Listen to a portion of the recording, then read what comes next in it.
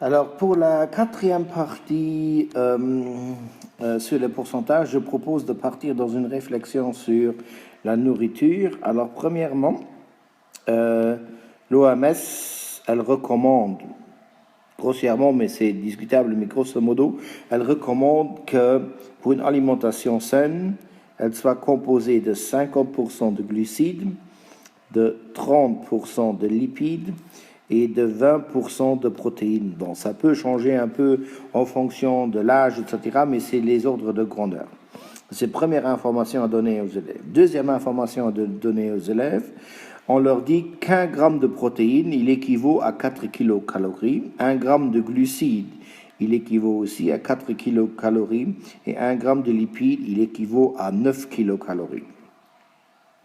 Ensuite, on donne aux élèves comme information qu'un homme, il consomme pour une alimentation saine, il doit consommer en principe aux alentours de 2400 kilocalories par jour, et une femme, pour qu'elle reste une alimentation équilibrée, 1800 kilocalories.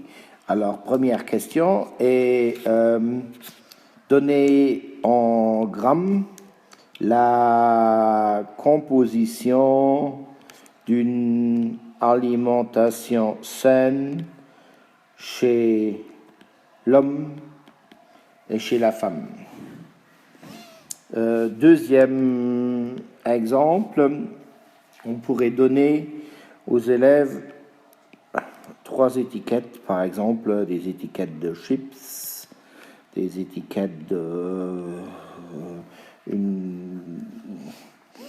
un plat préparé avec la composition en lipides, glucides et protéines pour les autres, et un plat préparé ici, et là, je ne sais pas, un sandwich.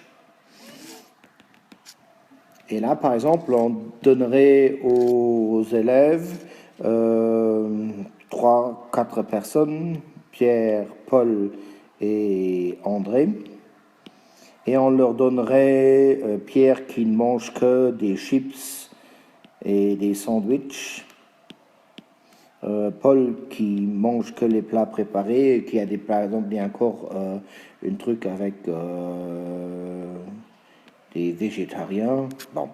Alors Pierre, il y a un certain, et André, il mange aussi un certain nombre, il mange un sandwich, mais il mange du plat préparé, il mange aussi beaucoup de légumes et de fruits. Et donc, demander qui des trois a une alimentation saine, à la fois en termes de kilocalories et en termes de répartition des protéines et des glucides.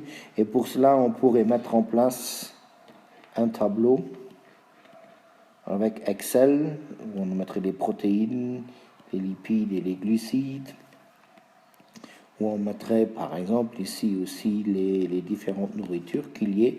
Et donc pour chaque candidat, on pourrait aller en faisant la somme des kilocalories, etc., on pourrait essayer de résoudre le problème.